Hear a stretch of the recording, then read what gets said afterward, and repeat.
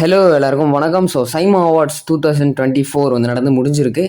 இந்த 2024 சைமா அவார்ட்ஸில் கோலிவுட் சைட்லேருந்து எந்தெந்த ஆக்டர்ஸ் எந்தெந்த அவார்ட்ஸை வின் பண்ணியிருக்காங்க அப்படின்னு பார்த்தீங்கன்னா, இதில் ஃபர்ஸ்ட் வந்து மனோஜ் அஸ்வின் அவருடைய டேரக்ஷனில் ரிலீஸ் ஆயிருந்த மாவீரன். மாவீரன் வந்து இந்த வருஷம் சைமா அவார்ட்ஸில் 3 அவார்ட்ஸ் வந்து வின் பண்ணியிருக்கு. இதில் ஃபர்ஸ்ட் வந்து பெஸ்ட் ஆக்டர் கிரிட்டிசிஸ்க்கான அவார்டை வந்து எஸ்கேனா வந்து வின் பண்ணியிருக்காரு. மாவீரன் படத்தில் எஸ்கேனா வந்து one of the best performer அப்படின்னே சொல்லலாம். அவருக்கு இந்த ஒரு அவார்டு வந்து கிடைச்சிருக்கு. நெக்ஸ்ட் வந்து best actress in supporting role.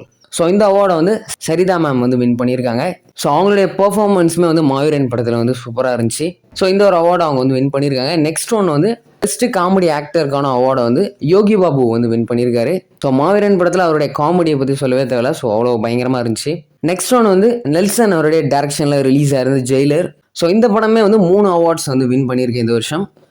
First வந்து பெஸ்ட் ஃபிலிம்கான அவார்டை ஜெயிலர் வந்து வின் பண்ணியிருக்கு. அதுக்கடுத்து வந்து அதுக்கப்புறம் பெஸ்ட் டைரக்டருக்கான அவார்டை வந்து நெல்சன் வந்து வின் பண்ணியிருக்காரு. நெக்ஸ்ட் ஒன் வந்து பெஸ்ட் ஆக்டர் இன் சப்போர்ட்டிங் ரோலுக்கு வந்து இந்த படத்தில் ஆக்ட் பண்ணியிருந்த வசந்த் ரவி வந்து ஒரு அவார்டு வின் பண்ணியிருக்காரு. அடுத்து வந்து பொன்னியின் செல்வன் 2. இந்த படத்துக்காக வந்து பெஸ்ட் ஆக்டர் அவார்டை வந்து விக்ரம் சார் வந்து வின் பண்ணியிருக்காரு. பொன்னியின் செல்வன் 2ல அவருடைய ஆக்டிங் தான் ஒரு மெயின் அப்படின்னு சொல்லலாம். இந்த ஒரு பெஸ்ட் ஆக்டர் அவார்டு அவர் வந்து வின் பண்ணியிருக்காரு. நெக்ஸ்ட் வந்து பெஸ்ட் ஆக்ட்ரஸ் கிரிட்டிசிஸ்க்கான அவார்டை வந்து ஐஸ்வர்யா ராய் வந்து வின் பண்ணியிருக்காங்க. இதுக்கப்புறம் வந்து லோகேஷ் கனகராஜ் அவருடைய டைரக்ஷனில் ரிலீஸ் ஆயிருந்த லியோ. இந்த படத்தில் வந்து பெஸ்ட் ஆக்டர் இன் நெகட்டிவ் ரோலுக்கான அவார்டை வந்து அர்ஜுன் சார் வந்து வின் பண்ணியிருக்காரு. நெக்ஸ்ட் ஒன் வந்து அன்னபூர்ணி. இந்த படத்துக்கான பெஸ்ட் ஆக்டர்ஸ் அவார்டை வந்து நயன்தாரா வந்து வின் பண்ணியிருக்காங்க.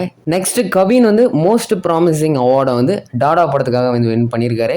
நெக்ஸ்ட் எஸ்ஜே சூர்யா வந்து extraordinary performer of the year award வந்து வின் பண்ணியிருக்காரு. அவரோட ஆக்டிங் பற்றி சொல்லவே தேவையில்ல. அவருக்கு ஏற்ற மாதிரியான ஒரு அவார்டு வந்து கொடுத்துருக்காங்க. நெக்ஸ்ட் வந்து அயோத்தி படத்துக்காக பெஸ்ட் டெபியூட்டன்ட் ஆக்டர்ஸ்க்கான அவார்டை வந்து பிரீத்தி அஞ்சு அஸ்ரணி வந்து வின் பண்ணியிருக்காங்க. அடுத்து பெஸ்ட் டெபியூட்டன்ட் டைரக்டருக்கான அவார்டை வந்து பொற்தொழில் படத்துடைய டைரக்டர் விக்னேஷ் ராஜா வந்து வின் பண்ணியிருக்காரு. நெக்ஸ்ட் ஒன்று வந்து சித்தார்த் ஆக்ட் பண்ணியிருந்த சித்தா படம் வந்து பெஸ்ட் டைரக்டர் கிரிட்டிசிஸ்க்கான அவார்டு வந்து அந்த படத்தோட டைரக்டர் அருண்குமார் வந்து வின் பண்ணியிருக்காரு. நெக்ஸ்ட் ஜெயிலர் வந்து 3 அவார்டு வின் பண்ணியிருக்கு அப்படின்ற மாதிரி வந்து சொல்லியிருந்தேன். இன்னொரு அவார்டுமே இந்த ஒரு படம் வந்து வின் பண்ணியிருக்கு. எதுக்கு அப்படின்னு பார்த்தீங்கன்னா, இந்த படத்தில் வர இந்த ரத்தமாரி சாங்க்கு வந்து விக்னேஷ் சிவன் ஒரு அவார்டு வந்து வின் பண்ணியிருக்காரு. அந்த சாங்க்கு அவர் தான் வந்து லிரிக் ரைட் பண்ணியிருந்தாரு. அதுக்காக விக்னேஷ் சிவன் ஒரு அவார்டு வந்து வின் பண்ணியிருக்காரு. இது வரைக்கும் இந்த ஒரு சைமா அவார்ட்ஸ் 2024ல் கோலிவுட் சைட்லேருந்து எந்தெந்த கேட்டகிரி அவார்ட்ஸ் வந்து இருக்காங்க. இதில் ஏதாச்சும் நான் மிஸ் பண்ணியிருந்தேன் அப்படின்னா அதை கண்டிப்பாக கமெண்ட்டில் சொல்லுங்கள். இந்த வீடியோ பற்றின உங்களோட தாட்ஸை கண்டிப்பாக கமெண்ட்டில் சொல்லுங்கள். நெக்ஸ்ட் இன்னொரு சூப்பரான வீடியோ பார்க்கலாம். Have a wonderful day.